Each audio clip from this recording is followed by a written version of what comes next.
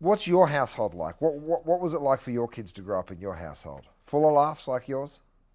I would hope so. I don't know. When I talk to my kids now, I'm lucky. I get to work with them, and we have a really good relationship. My daughter, Jacqueline, who I do my podcast with, who I have an amazing relationship with. We had a rough go for a few years. Enjoy 12-year-olds, because then they become teenagers. And I'm very, as much as I have a reputation for being a little wacky and funny, I'm really, as a parent, really strict and conservative. There was no. Really? Oh yeah, that's how I grew up. I grew up in the '50s, and there was no. They watched their language in the house. You weren't even allowed. I got upset if they said shut up, and they weren't allowed to even come and see my act until they were 18.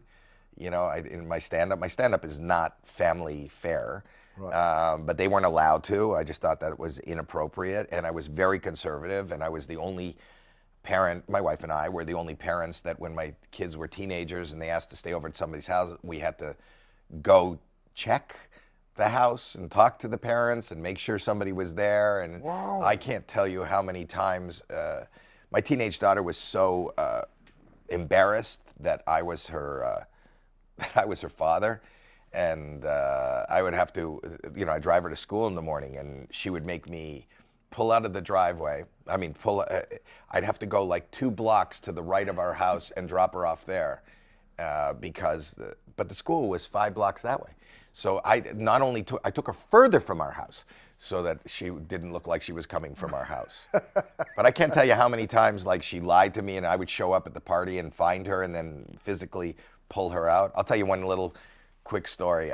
Because I just think, but now we're closer than ever. She went to school, and I was always concerned about the kids and who she was hanging with. And I opened a drawer in her room while she was at school, and I found a canister, 35 mil, a little film canister. Yeah. She's not a photographer, so I found a film canister. And for those that are young now, we used to take pictures. We didn't all carry phones, but anyway, and I opened it up. What was in there?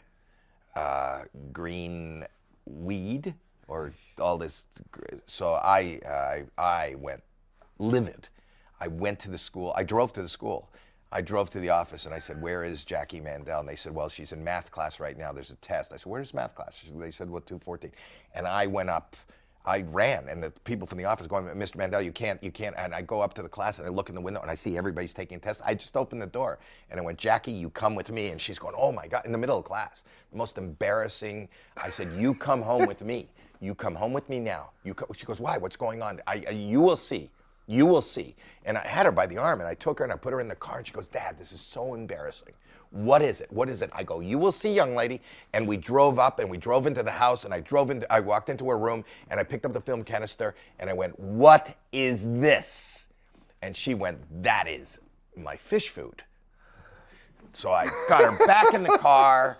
And I drove her back to math. And so it's not a great ending, but that's me.